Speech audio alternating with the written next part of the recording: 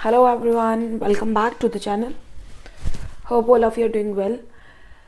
तो आज हम स्टार्ट करेंगे हमारा नया टॉपिक क्लास 12th का first chapter and that is financial statements of not for profit organisations. तो हम क्या करेंगे, जो हमारी नॉट फॉर प्रॉफिट ऑर्गेनाइजेशंस होते हैं उनके फाइनेंशियल स्टेटमेंट्स कैसे प्रिपेयर करने हैं उसके बारे में पढ़ेंगे. तो हमारे इस वाले चैप्टर में कौन कौन से टॉपिक कवर होंगे. Number 1 receipts and payment account, number 2 income and expenditure account, number 3 balance sheets. तो यहाँ पर 2 बैलेंस शीट्स होंगी, opening balance sheet and closing balance sheet. Opening balance sheet जो कि लास्ट ईयर की प्रीवियस ईयर की closing balance sheet and current year की closing balance sheet. तो जो प्रीवियस ईयर की क्लोजिंग बैलेंस शीट होगी वो हमारी इस ईयर की क्या बन जाएगी, ओपनिंग बैलेंस शीट. तो आज की वीडियो में हम कवर करेंगे हमारा रिसीट्स और पेमेंट अकाउंट. हम एक क्वेश्चन करेंगे रिसीट एंड पेमेंट अकाउंट का और हम पढ़ेंगे कि रिसीट्स एंड पेमेंट अकाउंट होता क्या है. So first of all, what is the meaning of not-for-profit organizations? As the name says, not-for-profit means these organizations are not formed to earn profits. तो जो ये organizations हैं इनका मेन मोटिव क्या है, प्रॉफिट अर्न करना नहीं है, not earning profit.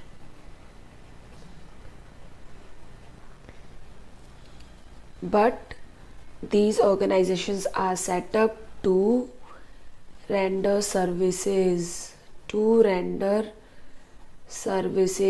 किसको? To public and to its members. तो नॉट फॉर प्रॉफिट ऑर्गेनाइजेशंस कौन सी होती हैं, जिनका मेन मोटिव प्रॉफिट अर्न करना नहीं है बट क्या है, सर्विसेज देना. किसको? पब्लिक को और इस अपने मेंबर्स को. जैसे कि कौन कौन सी ऑर्गेनाइजेशंस हैं जो नॉट फॉर प्रॉफिट ऑर्गेनाइजेशंस हैं, clubs, hospitals, schools, religious institutions. तो ये जो ऑर्गेनाइजेशंस होती हैं इन्हें क्या बोलते हैं, नॉट फॉर प्रॉफिट ऑर्गेनाइजेशंस. क्यों? क्योंकि ये जो ऑर्गेनाइजेशंस होती हैं ये प्रॉफिट अर्न करने के लिए काम नहीं करती. क्लब्स है, क्या करता है, अपने जो क्लब्स के जो मेंबर्स होते हैं उनको सर्विसेज प्रोवाइड करता है, सोशल कोज के लिए काम करता है. हॉस्पिटल्स हैं, हम बहुत सारे चैरिटेबल हॉस्पिटल्स देखते हैं अपने आसपास जिनका मोटिव पैसा कमाना नहीं होता बट क्या होता है, लोगों को सर्विसेज देना, लोगों को फ्री सेवाएं देना. स्कूल्स, तो बहुत से स्कूल्स ऐसे होते हैं जिनका मोटिव क्या होता है, पैसा कमाना नहीं होता. वो किस लिए बनाए जाते हैं, बच्चों के पेरेंट्स स्कूल की फीस अफोर्ड नहीं कर सकते तो ऐसे बच्चों को एजुकेट करने के लिए जो स्कूल्स बनाए जाते हैं that are called not for profit organisations. तो जो ये वाली ऑर्गेनाइजेशंस होती हैं इनका प्राइमरी मोटिव क्या होता है, their primary motive is to provide service to the society, to provide services to the society and not to earn profits. तो मैम जब ये ऑर्गेनाइजेशंस हैं अगर ये पैसा नहीं कमाएंगी तो फिर ये लोगों को सर्विसेज कैसे देंगी, कैसे सर्विसेज प्रोवाइड कराएंगी, इनके पास पैसा कहाँ से आएगा. तो इनके पास पैसा कहाँ से आएगा, इनके पास पैसा आएगा थ्रू सब्सक्रिप्शंस. कैसे आएगा, सब्सक्रिप्शंस के थ्रू, डोनेशंस के थ्रू, ग्रांट्स के थ्रू, मेंबरशिप फीस के थ्रू. इनका मेन सोर्स ऑफ इनकम क्या होता है, subscriptions, donations, grant, membership fees.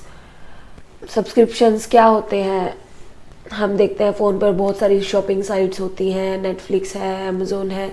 तो क्या है, वो क्या कहते हैं, मंथली सब्सक्राइब कर लो हमारी साइट को तो क्या होगा, आपको 1 मंथ हम सर्विसेज प्रोवाइड करेंगे, फ्री डिलीवरी देंगे, फ्री म्यूजिक देंगे. ये सब क्या है, हम उनका क्या कर रहे हैं, सब्सक्रिप्शंस ले रहे हैं. तो ये क्या है, सब्सक्रिप्शन. हमने क्या लिया, 1 मंथ का सब्सक्रिप्शन लिया, हमने उनको फीस पे की. तो हमने फीस पे की तो जो साइट्स हैं इनके लिए क्या हुआ, इनका मेन सोर्स ऑफ इनकम, इनके लिए क्या है, ये इनकम. इन द सेम वे जो नॉट फॉर प्रॉफिट ऑर्गेनाइजेशंस होती हैं, जो मेंबर्स हैं क्या लेते हैं, उसका एनपीओस का सब्सक्रिप्शन लेते हैं. तो जो सब्सक्रिप्शन है वो मेंबर्स के लिए क्या हो गई, फीस, लेकिन ये एनपीओस हैं जो इनके लिए क्या हो गई, income. In the same way donations के थ्रू इनके पास पैसा आता है. गवर्नमेंट टाइम टू टाइम क्या करती है, ग्रांट्स देती रहती है जो नॉट फॉर प्रॉफिट ऑर्गेनाइजेशंस होती हैं। मेंबरशिप फीस, कुछ क्लब्स ऐसे होते हैं, कुछ सोसाइटीज़ ऐसी होती हैं जिनकी अगर हमें मेंबरशिप लेनी है तो हमें कुछ फीस पे करनी होती है। तो ये भी क्या होता है, इन एनपीओज का मेन सोर्स ऑफ इनकम। कोई भी बिजनेस है वो सेटअप क्यों किया जाता है, प्रॉफिट कमाने के लिए। अब ये जो एनपीओज हैं, नॉट फॉर प्रॉफिट ऑर्गेनाइजेशंस हैं, अगर इनका मेन मोटिव प्रॉफिट कमाना नहीं है, सर्विसेज देना है, तो क्या ये अकाउंट्स नहीं बनाएंगी? अकाउंट्स तो इनको बनाने पड़ेंगे। क्यों बनाने पड़ेंगे? अगर ये अकाउंट्स नहीं बनाएंगी तो इन्हें कैसा पता चलेगा कि इनके पास कितना पैसा आया, कितना पैसा गया, कितना पैसा कहाँ गया, कहाँ से आया। सो डोनेशंस कितनी मिली, ग्रांट्स कितनी मिली, कितने मेंबर्स हैं, कितनी मेंबरशिप फीस रिसीव हुई, कहाँ पर कितना पैसा खर्च किया। तो इन्हें भी अपने अकाउंट्स मेंटेन करने पड़ेंगे सो दैट कि इन्हें भी पता चले कि इनका जो कैश इनफ्लो है, आउटफ्लो है, वो कितना है, कितना पैसा इनके पास आया, कितना पैसा इन्होंने खर्च कर दिया। तो जब ये फर्म्स अकाउंट्स मेंटेन करेंगी तो क्या करेंगी? जब बिजनेस अपनी बुक्स मेंटेन करता है तो वो कौन सा अकाउंट बनाता है? Trading and profit and loss account. Trading and profit and loss account. But क्या करते हैं, अपने प्रॉफिट की कैलकुलेशन करते हैं। जो हमारा जो हमें रिसीव हुआ, जो हमारी सेल्स है वो हमने लिख दी राइट साइड, और जो हमारे खर्चे हुए वो हमने लिख दिए लेफ्ट साइड। क्या हो गया, जो बैलेंसिंग फिगर बची वो क्या हो गया, हमारा प्रॉफिट। बट यहाँ तो हम प्रॉफिट नहीं कमा रहे, तो हम यहाँ क्या बनाएंगे? यहाँ हम बनाएंगे इनकम एंड एक्सपेंडिचर अकाउंट। क्या बनाएंगे? Income and expenditure account. इसमें भी क्या होगा, same trading and profit and loss account की तरह होगा। हम अपना राइट साइड में लिखेंगे इनकम्स, लेफ्ट साइड में लिखेंगे एक्सपेंडिचर्स। बट जो डिफरेंस होगा वो क्या होगा, किस चीज़ का होगा? यहाँ पर जो हमारा प्रॉफिट होगा, जब हमारे इनकम एक्सपेंडिचर से ज़्यादा होंगे तो हम प्रॉफिट की जगह कौन सा वर्ड यूज़ करेंगे? We will use word surplus. हम क्या यूज़ करेंगे? Word surplus. कि हमारे पास कितनी इनकम्स अभी एक्सेस है, excess of income over expenditure.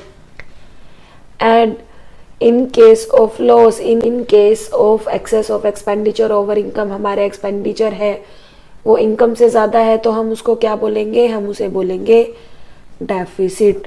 तो हम यहाँ क्या कैलकुलेट करेंगे? हम यहाँ कैलकुलेट करेंगे सरप्लस एंड डेफिसिट। और हम क्या बनाएंगे? Balance sheet. जैसे एक बिजनेस बनाता है, क्या यहाँ पर कौन कौन सी बैलेंस शीट बनेंगी? 2 बैलेंस शीट बनेंगी। एक बनेगी ओपनिंग बैलेंस शीट और एक बनेगी closing balance sheet. Now we will do the difference between not for profit organisation and profit earning organisations. मतलब बिजनेसेस जिनका मोटिव क्या है? पैसा कमाना। नंबर 1 हमने अभी पढ़ा कि इनका प्राइमरी मोटिव क्या होता है? सर्विसेज देना, सर्विसेज रेंडर करना। तो their motive is to render services. और जो बिजनेसेस हैं, जो प्रॉफिट अर्निंग ऑर्गेनाइजेशंस होती हैं, उनका मोटिव क्या होता है? प्रॉफिट अर्न करना। तो their motive is to earn profits. Number 2, capital. जब नॉट फॉर प्रॉफिट ऑर्गेनाइजेशन है, कौन बनाता है? मेंबर्स बनाते हैं। बहुत सारे मेंबर्स, कुछ मेंबर्स मिल जाते हैं, इकट्ठे होकर क्या बनाते हैं? एक सोसाइटी बनाते हैं, एक क्लब बनाते हैं, एक ऑर्गेनाइजेशन को सेटअप करते हैं। तो वो कोई कैपिटल कंट्रीब्यूट नहीं करते। जैसे बिजनेस में क्या होता है, प्रोप्राइटर या पार्टनर कैपिटल लेकर आते हैं। तो यहाँ पर क्या होगा, नॉट फॉर प्रॉफिट ऑर्गेनाइजेशंस में जो मेंबर्स जो पैसा ऑर्गेनाइजेशन में दे रहे हैं उसको हम क्या बोलते हैं? हम उसको कैपिटल नहीं बोलते हैं, हम उसे बोलते हैं कैपिटल फंड। हम उसके लिए क्या वर्ड यूज करते हैं? Capital fund and not the capital. और जो बिजनेसेस होते हैं उनके लिए हम कौन सा वर्ड यूज करते हैं? कैपिटल। बिजनेस में प्रोप्राइटर या पार्टनर क्या लगाता है? कैपिटल। तो ये कौन सा अकाउंट बनाते हैं? Capital account. और जो नॉट फॉर प्रॉफिट ऑर्गेनाइजेशंस होती हैं, इसमें क्या करते हैं? हम बनाते हैं कैपिटल फंड, जिसमें हम क्या क्या इंक्लूड करते हैं? मेंबरशिप फीस की। क्लब के जो मेंबर्स हैं उन्होंने कितनी मेंबरशिप फीस पे की, लेगेसीज। Number 3, financial statements. अभी हमने पढ़ा तो जो नॉट फॉर प्रॉफिट ऑर्गेनाइजेशंस होती है वो क्या बनाती है, इनकम एंड एक्सपेंडिचर अकाउंट। क्या बनाती है, इनकम एंड एक्सपेंडिचर अकाउंट। और जो प्रॉफिट अर्निंग ऑर्गेनाइजेशंस होती हैं या ये क्या बनाती है, trading and profit and loss account. क्या बनाती है, trading and profit and loss account. यहाँ पर क्या बनता है, बैलेंस शीट यहाँ भी बनती है और यहाँ भी बनती है। बैलेंस शीट यहाँ भी बनेगी और बिजनेसेस भी बनाएंगे। और हम यहाँ पर बनाते हैं रिसीट्स एंड पेमेंट अकाउंट। क्या बनाते हैं, receipts and payment account. Receipts and payments account क्या होता है इसके बारे में अभी हम पढ़ेंगे। हमने यहाँ पर पढ़ा कि जो हमारा excess of income over expenditure होता है उसे हम क्या बोलते हैं, एनपीओज में हम क्या बोलते हैं, सरप्लस। क्या वर्ड यूज़ करते हैं हम, सरप्लस। और बिजनेसेस में हम क्या वर्ड यूज़ करते हैं, profit. In the same way जब excess of expenditure over income होगा तो हम यहाँ क्या वर्ड यूज़ करेंगे, डेफिसिट। प्रॉफिट अर्निंग ऑर्गेनाइजेशंस के लिए क्या यूज़ करेंगे, word loss. And last, distribution. तो जो बिजनेसेस होते हैं उसमें क्या करते हैं, जो हमारा प्रॉफिट और लॉस जो भी लास्ट में आया उसको हम क्या कर देते हैं, या तो डिस्ट्रीब्यूट करते हैं या कुछ ना कुछ पार्ट हम रिटेन कर लेते हैं। तो यहाँ पर हम क्या करते हैं, डिस्ट्रीब्यूट कर देते हैं। कहाँ, किसको करते हैं, among the owners of the business. तो जो बिजनेसेस के ओनर हैं उनमें हम जो प्रॉफिट आया उसको बांट दिया।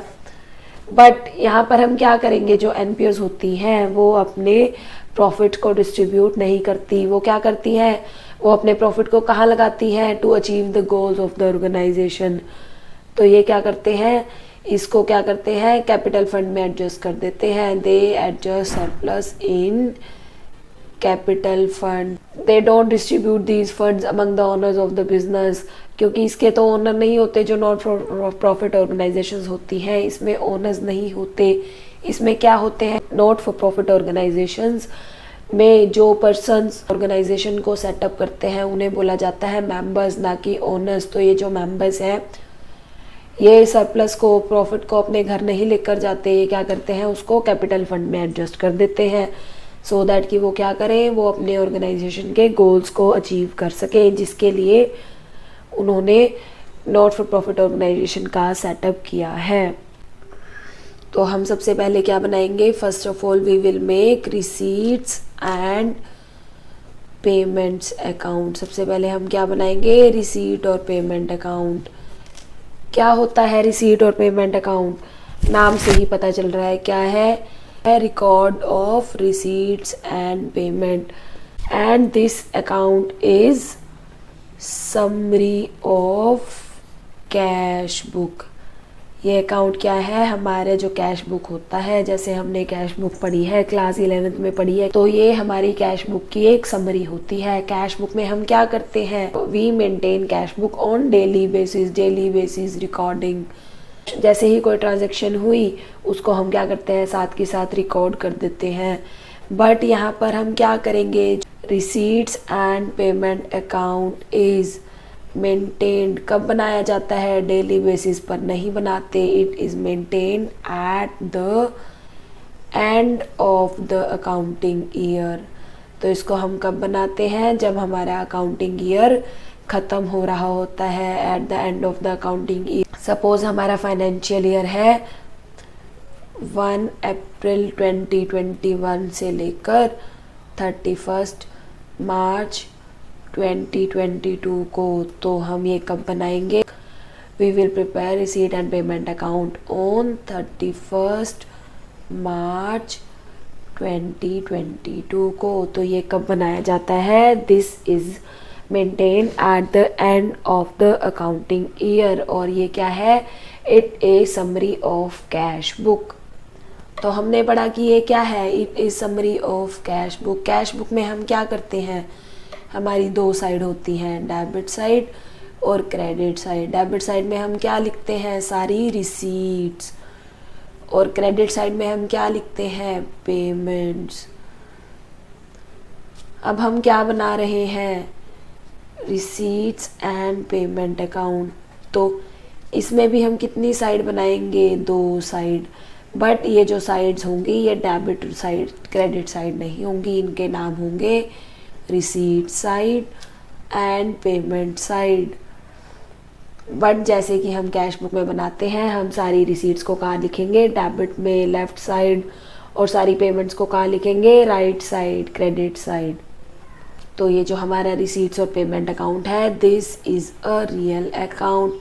और रियल अकाउंट पर कौन सा रूल एप्लीकेबल होता है, डेबिट व्हाट कम्स इन, जो आया क्या कर दो, उसको डेबिट कर दो, and credit what goes out, और जो गया उसको क्या कर दो, क्रेडिट कर दो। तो हमने जो आया उसको क्या कर दिया, डेबिट कर दिया, लेफ्ट साइड लिख दिया, और जो गया उसको कहाँ लिख दिया, क्रेडिट साइड। तो हम क्या करेंगे, सारी रिसीट्स को लिखेंगे लेफ्ट साइड और सारी पेमेंट्स को लिखेंगे राइट साइड। तो जस्ट लाइक कैश बुक, हम इसमें क्या करेंगे, रिसीट्स और पेमेंट्स की रिकॉर्डिंग करेंगे। नंबर 2, इसमें हम क्या करेंगे, we will record all nature transactions here. All nature transactions, या तो वो कैपिटल नेचर की होती है या फिर कौन से नेचर की होती है, रेवेन्यू नेचर की। कैश बुक में हम कौन सी रिकॉर्डिंग करते हैं, दोनों की। कैश बुक में भी हम कैपिटल नेचर ट्रांजैक्शंस की रिकॉर्डिंग भी करते हैं और रेवेन्यू नेचर ट्रांजैक्शन की भी। तो यहाँ भी हम कैपिटल नेचर ट्रांजैक्शन की रिकॉर्डिंग भी करेंगे एंड रेवेन्यू नेचर की भी। तो हम दोनों ही यहाँ रिकॉर्ड करेंगे। Number 3, we will record all cash, and from cash I mean to say bank transactions here, which is received in current year। मतलब जो पैसा हमें क्या हुआ, करंट ईयर में मिला, हमारा क्या हुआ, कैश का इनफ्लो हुआ या आउटफ्लो हुआ। बट हुआ कब, in current year. It can be related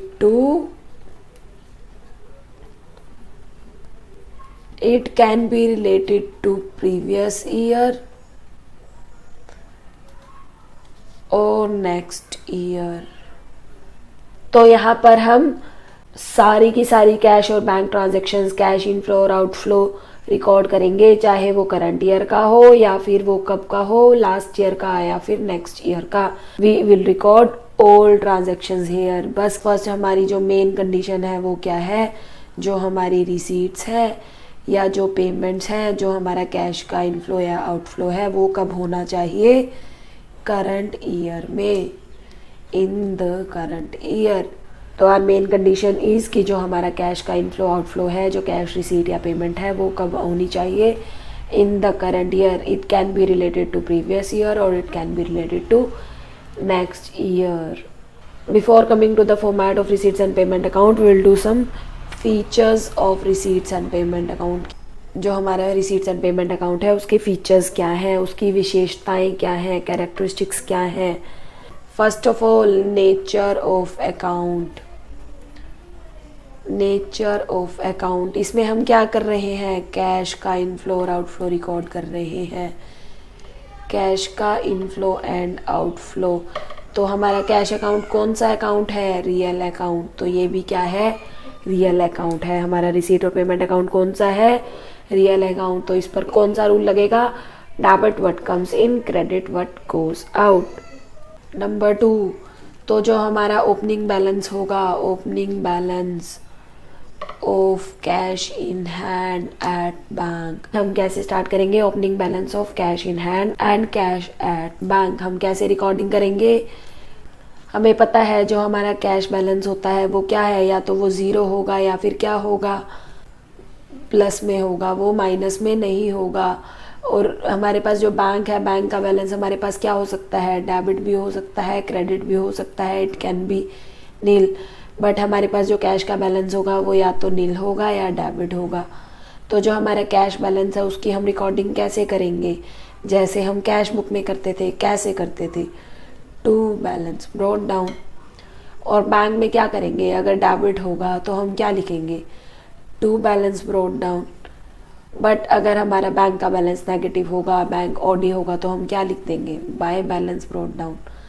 तो हम अपनी ट्रांजैक्शन कैसे स्टार्ट करेंगे? By balance brought down. Number 3, हम डेबिट साइड क्या रिकॉर्ड करेंगे? अभी हमने पढ़ा, हम डेबिट साइड क्या रिकॉर्ड करेंगे? We will record all receipts on debit side whether it is related to current year, last year और नेक्स्ट ईयर। हम इसमें सभी की सभी रिसीट्स लिखेंगे। और क्या लिखेंगे? और हम इसमें लिखेंगे सभी transaction, all nature of transactions, capital nature transaction including revenue nature transactions. तो इसमें हम सभी ट्रांजैक्शंस इंक्लूड करेंगे। तो यहाँ हम दोनों ही तरह के ट्रांजैक्शंस की रिकॉर्डिंग करेंगे। इन द सेम वे हम क्रेडिट साइड पर क्या करेंगे, क्या लिखेंगे? We will record all payments on credit side. हम क्या करेंगे? क्रेडिट साइड पर सारी पेमेंट्स रिकॉर्ड करेंगे, whether it is related to current year, last year और next year. And we will record all capital and revenue nature transaction here। Number 5, हम अपना cash book में जो हमारा क्लोजिंग बैलेंस था, क्लोजिंग बैलेंस उसको कैसे शो करते थे? जो कैश था, कैश का बैलेंस अगर क्लोजिंग होगा तो क्या होगा? डेबिट साइड ज़्यादा होगी, डेबिट साइड क्रेडिट साइड से ज़्यादा होगी, तो हम क्या लिखते थे? By balance carried down. कहाँ लिखते थे? Credit side. यहाँ भी हम कैसे करेंगे? अगर हमारा कैश या बैंक की डेबिट साइड होगी तो हम कहाँ लिखेंगे? By balance carried down, credit side. But अगर हमारा बैंक का बैलेंस नेगेटिव होगा, बैंक ओडी होगा, तो क्या होगा? हमारी क्रेडिट साइड ज़्यादा होगी। तो हम क्या करेंगे? हम लिखेंगे डेबिट साइड में to balance carried down. And जैसे कि हमने पढ़ा कि हम यहाँ नॉन कैश ट्रांजैक्शंस की रिकॉर्डिंग नहीं करेंगे। नॉन कैश ट्रांजैक्शंस जो कैश नहीं है, हम यहाँ सिर्फ कैश के इनफ्लो और आउटफ्लो की रिकॉर्डिंग करेंगे। We will not record non cash transaction. And last, purpose. तो हम ये जो रिसीट और पेमेंट अकाउंट बना रहे हैं, इसका पर्पस क्या है? इससे हमें पता चल रहा है कि हमारा जो बिजनेस का, जो हमारी ऑर्गेनाइजेशन का कैश इनफ्लो और आउटफ्लो कितना है, हमारे पास कितना पैसा आया, कितना पैसा गया। और हम क्या करते हैं? हम रिसीट्स एंड पेमेंट अकाउंट की हेल्प से क्या करते हैं? यहाँ हम बनाते हैं इनकम एंड एक्सपेंडिचर अकाउंट। इसका मेन पर्पस क्या होता है? इससे हमें हमारे कैश इनफ्लो और आउटफ्लो का पता चलता है एंड हम इसकी हेल्प से बनाते हैं इनकम एंड एक्सपेंडिचर अकाउंट। तो हमने ये जो फीचर्स किए ये आपको थ्योरेटिकल पार्ट में हेल्प करेंगे, जो आपकी थ्योरी है वर्क की। अब हम करेंगे कि हम रिसीट्स एंड पेमेंट अकाउंट का फॉर्मेट कैसे बनाते हैं, receipt and payment account along with question. So this is our format of receipts and payment account. यहाँ पर क्या होगा? सबसे पहले हम लिखेंगे टॉप पे रिसीट्स एंड पेमेंट अकाउंट, और क्या लिखेंगे? For the year ending. हमने पढ़ा है कि हम इसको क्या बनाते हैं? At the end of accounting year. तो हम क्या लिखेंगे? For the year ending. Suppose March 31 2021 को हमने कब बनाया? मार्च 31 2021 को हमने बनाया। तो हम क्या लिखेंगे? For the year ending. हम trading and profit and loss account के लिए भी क्या वर्ड यूज करते हैं? For the year ending. And we will write in the books of. तो यहाँ पर होंगे 4 कॉलम्स। कौन से 4 कॉलम्स होंगे? Receipts, number 1 receipt, number 2 amount, number 3 payments, number 4 amount. तो यहाँ पर डेट का कॉलम नहीं होगा क्योंकि हम इसको कब बना रहे हैं? एंड पर। कैश बुक में हमारा डेट का कॉलम होता है, हम डेट वाइज रिकॉर्डिंग करते हैं। बट क्योंकि हम इसे कब बना रहे हैं? लास्ट में। तो हम यहाँ पर डेली रिकॉर्डिंग नहीं कर रहे हैं, हम लास्ट में कर रहे हैं, तो यहाँ पर डेट का कॉलम नहीं होगा। तो हम क्या करेंगे? जो सारी रिसीट्स हैं वो हम लिखेंगे लेफ्ट साइड पर, और जो सारी पेमेंट्स हैं उनको हम लिखेंगे क्रेडिट साइड पर। तो coming to the question, from the following information prepare receipts and payments account of ABC club Karnal for the year ending on March 31 2021। हमें इंफॉर्मेशन गिवन है, क्या बनाना है हमें? Receipts and payment account of ABC club Karnal. किसकी books में बनाना है? Of ABC club करना, इसे हम लिखेंगे और एट द टॉप, इसे हम लिखेंगे सबसे ऊपर, in the books of ABC, club करना receipt and payment account for the year ending March 31, 2021। हमने बनाए 4 columns, receipts, amount, payments, amount. So यहाँ हमारा फाइनेंशियल ईयर कौन सा है, फ्रॉम 1 अप्रैल 2020 टू March 31, 2021। तो first transaction cash and bank on April 1, 2020। हमारा कैश और बैंक का बैलेंस गिवन है April 1, 2020 को। तो क्या है ये, ओपनिंग बैलेंस। क्या है, ओपनिंग बैलेंस। क्या लिखेंगे, कैश बुक में कैसे लगते थे, टू बैलेंस ब्रॉट डाउन। तो हम क्या करेंगे, to balance brought down, cash and bank. यहाँ कैश एंड बैंक का एक साथ गिवन है, अगर अलग अलग गिवन होगा तो हम लिखेंगे cash balance and bank balance, and that is 45,000। Number 2, subscription. Subscription क्या है, हमारी इनकम है। हमारे लिए जो NPOs हैं, नॉट फॉर प्रॉफिट ऑर्गेनाइजेशंस हैं, उनके लिए सब्सक्रिप्शन क्या है, इनकम, रिसीट। तो कितनी गिवन है, 4,70,000। लेकिन कुछ और डिटेल्स भी गिवन है, क्या, इंक्लूडिंग 8,000 फॉर 2019-20 एंड 12,000 फॉर 21-22। हमने क्या पढ़ा, हम 19-20 और 21-22 को इंक्लूड करेंगे या नहीं करेंगे। हमने अभी पढ़ा कि हम क्या करेंगे, सारी की सारी रिसीट्स इंक्लूड करेंगे, चाहे वो करंट ईयर की हो या लास्ट ईयर की या नेक्स्ट ईयर की। तो हम इन्हें भी यहाँ इंक्लूड करेंगे हमारे रिसीट्स एंड पेमेंट अकाउंट में। बट यहाँ पर हमें क्या गिवन है, इंक्लूडिंग। क्या गिवन है, इंक्लूडिंग मीन्स ये जो 4,70,000 है, इसमें ये जो अमाउंट है ये इंक्लूड है ऑलरेडी। तो अब दोबारा से ऐड करने की ज़रूरत है या नहीं, नहीं है। क्यों नहीं है, क्योंकि ऑलरेडी इंक्लूडेड है, इट इज़ ऑलरेडी इंक्लूडेड। तो we can write a note below our answer. तो हम सबसे नीचे हम क्या एक नोट डाल सकते हैं, that because subscriptions already included rupees 8,000 for 19-20 and 12,000 for 21-22, so we are not adding it again, we are not including the amount again. So हम क्या लिखेंगे, to subscriptions। हम यहाँ भी लिख सकते हैं in bracket that including 8,000 for 2019-20, 2019-20 and 12,000 for 21-22. How much amount, 4,70,000. Next, 12% investment purchased on April 1, 2020। हमने क्या किया, April 1, 2020 को इन्वेस्टमेंट्स परचेज की 12%। क्या मीनिंग है 12% का, this is rate of interest, मतलब जो इन्वेस्टमेंट है इस पर हमें रेट ऑफ रिटर्न कितना मिलेगा, हमें मिलेगा 12%। तो हमने कब परचेज की, ऑन April 1, 2020। Amount is 1,50,000। तो हमने परचेज की तो क्या हुआ, कैश रिसीट हुई या पेमेंट हुई, क्या हुआ, पेमेंट। परचेज की तो पैसा जाएगा, आउटफ्लो होगा। तो हम कहाँ लिखेंगे, राइट साइड लिखेंगे, बाय 12%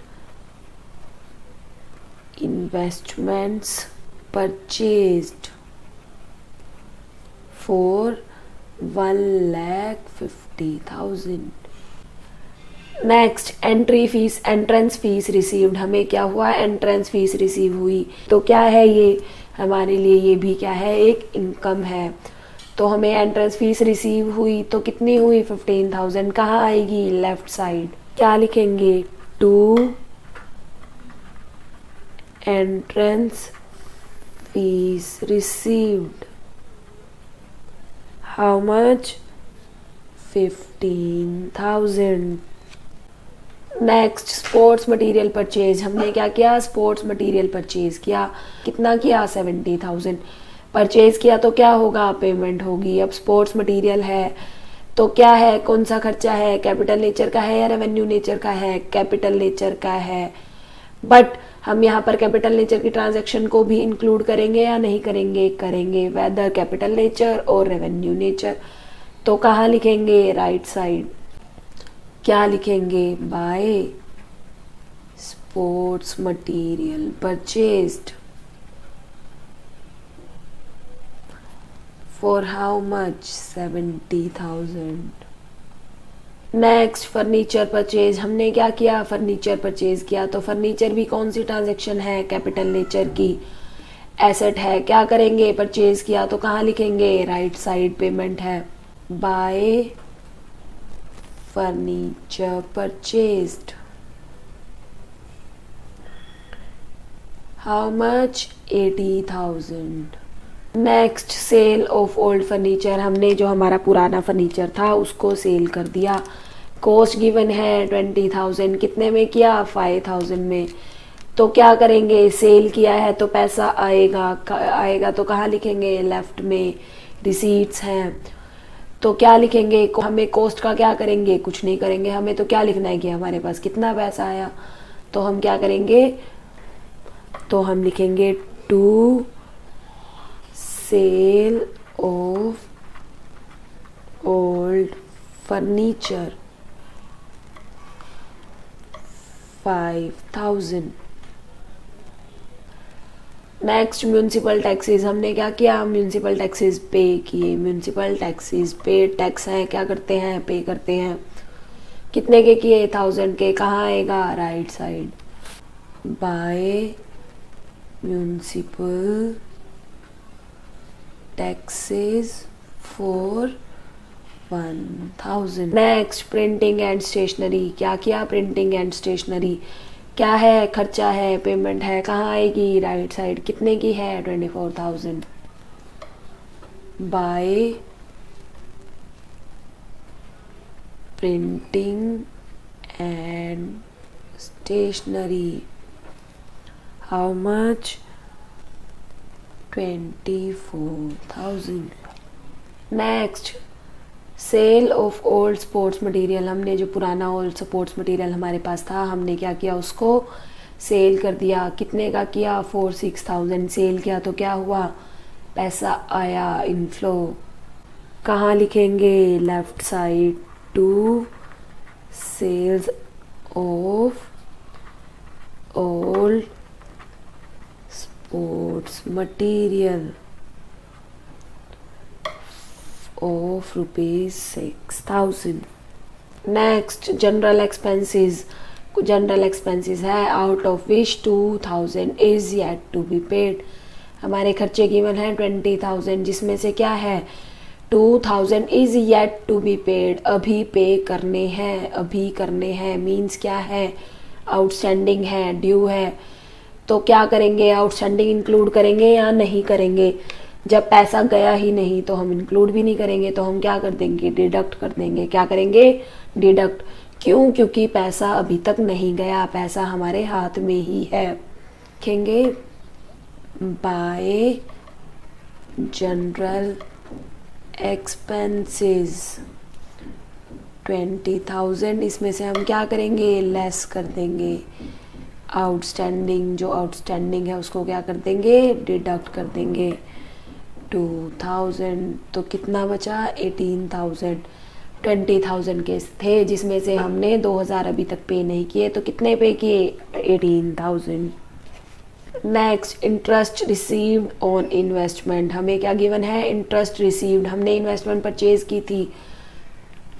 हमने इन्वेस्टमेंट परचेज की थी 1 अप्रैल को 12% से। अब हमें उस पर क्या हुआ? इंटरेस्ट रिसीव हुआ। तो हम क्या करेंगे? जितना रिसीव हुआ उसको कहाँ लिख देंगे? Left side, debit side. क्या करेंगे?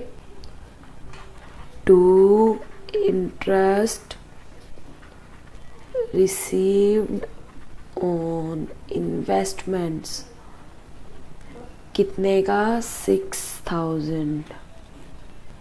Next tournament expenses. तो टूर्नामेंट हुआ था उसके खर्चे हुए कितने? 72,000 खर्चे हैं। कहाँ आएंगे? पेमेंट की कहाँ आएगा? Right side. बाय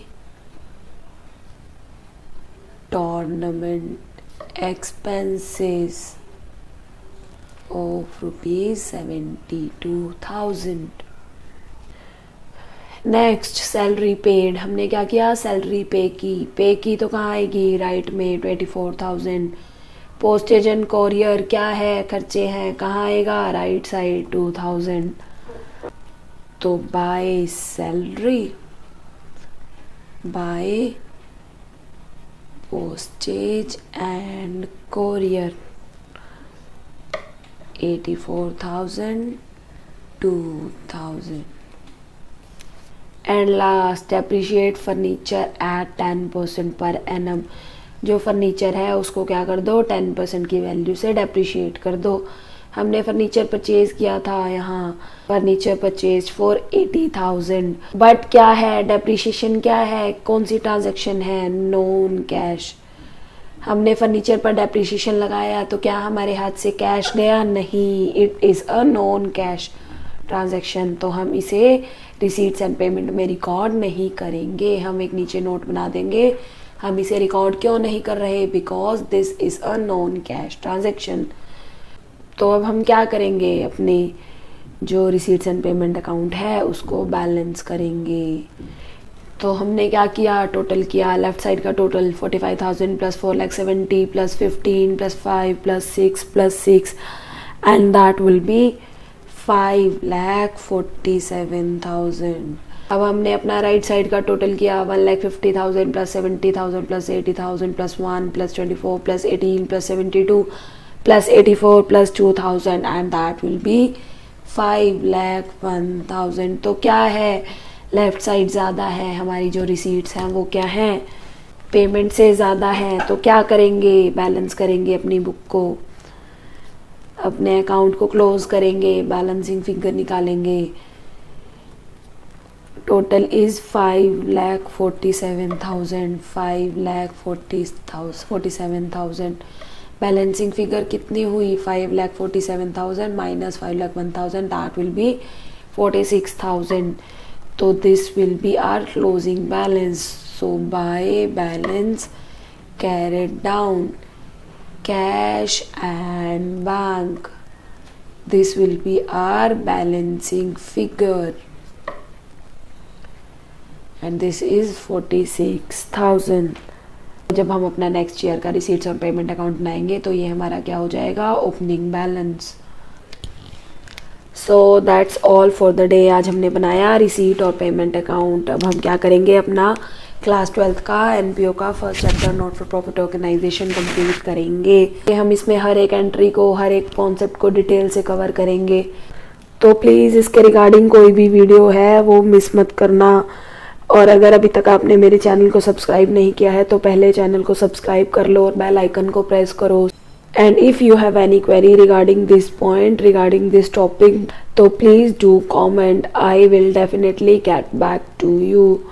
तो अगर वीडियो अच्छी लगे तो प्लीज़ लाइक कर देना, शेयर कर देना। और अभी तक आपने मेरे चैनल को सब्सक्राइब नहीं किया है तो please do subscribe. Thank you, bye bye.